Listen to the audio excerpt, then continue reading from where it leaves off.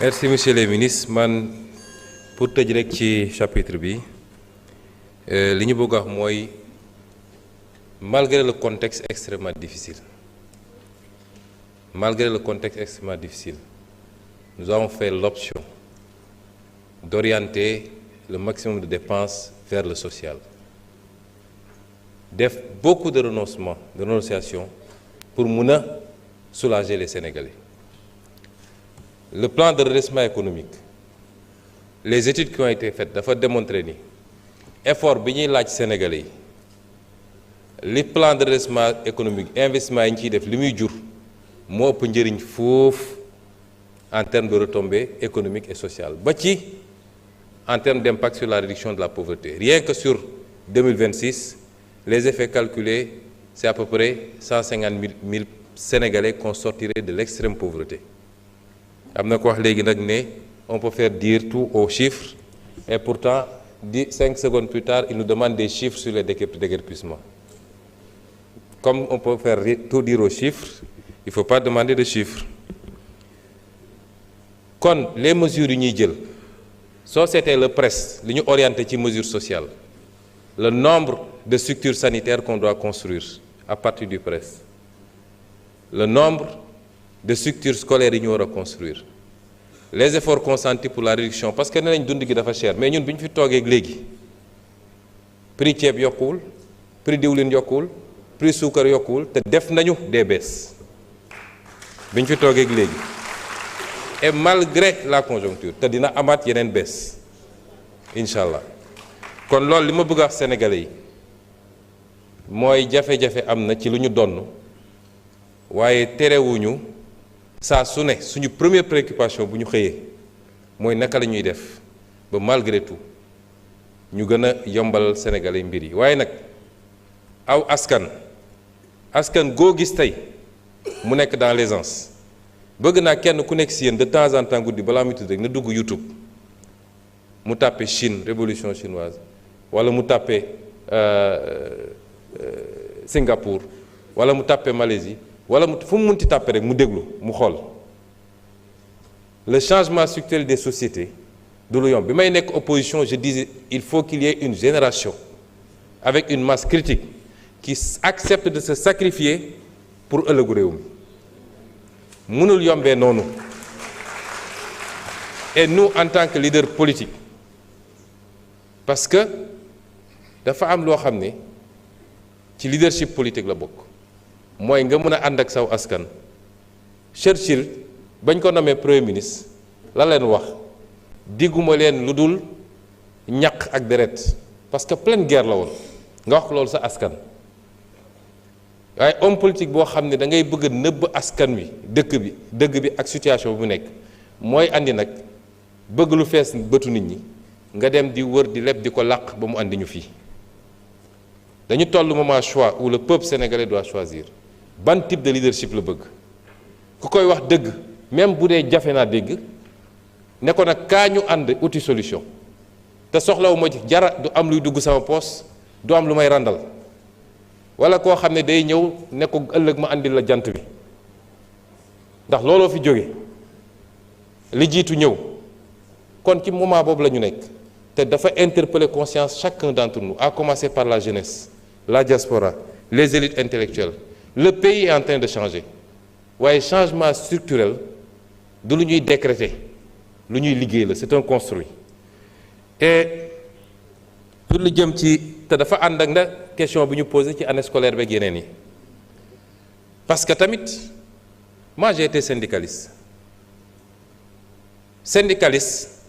munoo ne man sama yoon newul ci lan la état bi mën ak lu mu mënut man sama bopp rek laa gis ñu andi la lu leer nañ ne la lii moo fi xew lii mooy situation te teewul ñu ngi def effort ndax conseil des ministres passé bii rek problème décisionnel teg nañ ci acte. C'est combien de milliards bu ñu consentir. L'État fera tout ce qu'il peut mais autant ñun on fait l'effort d'écouter, de comprendre et de faire des ajustements, autant on l'attend de tous les partenaires. Lu ko mooy rek ci bras de fer lañ jëm. L'État ne peut pas donner ce qu'il n'a pas. C'est pas seulement les enseignants, la état di gérer. Peut-être c'est 80 000 enseignants ou peut-être 20 000, je ne sais pas. C'est pas seulement le secteur de la santé, mais mbay maa ngi fi, càmm gaa ngi fi, transport baa ngi fi, université gaa ngi fi. Tous ces gens-là, il faut qu'on fasse face pour les aider dans un contexte boo xam ne nëbb nañu bor ba mu mat li mu mat. Ñu war a am ambition ramener le déficit d'ici 2026-2027 à 3%. 13% lañ ko fekkoon. Ñu nekk ci consolidation budgétaire. Mais loolu nit ñi war nañoo mën a déggu suñuy argument ñu nëbbuñu dara. On a fait le pacte de stabilité. Toog ak syndicalistes yi teg lépp sur la table. Et ce que je redis chaque fois, gis nga richesse balaa nga koy séddale da nga koy créer ba pare. Père de famille bu bëgg a jënd kër Almadi pour ay doomam bu ko liggéeyul ba yor ko du ko jënd. Ñun ñëpp ñooy ànd créer la richesse ci loolu la ñu war a jublu réew mi dafa war a jublu ci liggéey suba ngoon amul lu ñuy xaar dañu war a jublu ci liggéey. Interpellation yi am ma fàttali d'ailleurs honorable Tafsir parce que yeggali mu woon que c'est le 1er décembre 2024 la bind ministre des Finances pour ne ko nañu restituer le site à sa destination, de trouver une compensation. Et le 14 avril 2025, on a pris le décret déclarant d'utilité publique la forêt classée de Thiès et prononçant le retrait du bail bi waroon dem vers la construction de cité. Laaj nga ma nag lu jëm ci 1000 milliards yi opposition bi yëpp dañoo bëgg a focaliser wu sur le débat des 1000 milliards ma fàttali ni boo delloon rek ci rapport Cour des comptes la ñu génne ci ay comptes yoo xam ne comptes yu jaarul yoon la te benn ci comptes yooyu muy le cap gouvernement bi ñu tuddee cap gouvernement le compte numéro 36 83 47 nga xam ne 1343 milliards lañ fa jaarale ci lu jaarul yoon boo jëlee le compte PDS 303 milliards jaar nañ ko ci lu jaarul yoon la ñu jaarale ci hors circuit ci ay milliards ëpp na 1000 ëpp na 2000 ëpp na 5000 am na information yoo xam ne dikkal nañu ci lu jëm ci ay comptes yu mel noonu lu jëm ci ay transfert d'or ak yu demee noonu jox nañ ko ñi ñu ko war a jox pour ñu mottali enquête bi génne les vérifications la ca des nag man lu ma leen mën a wax musa wax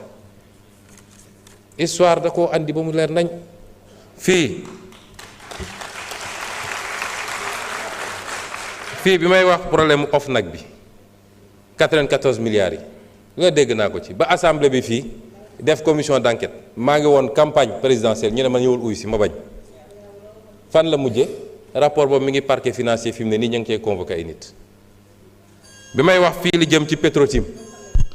ak bi may wax fii ci li jëm ci dette cachée bi ba ci sax rapport Prodac bi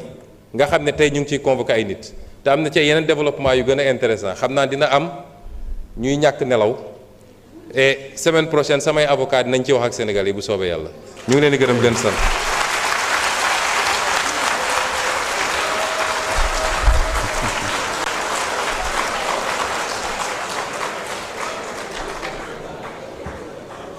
ñu ngi jox kàddu gi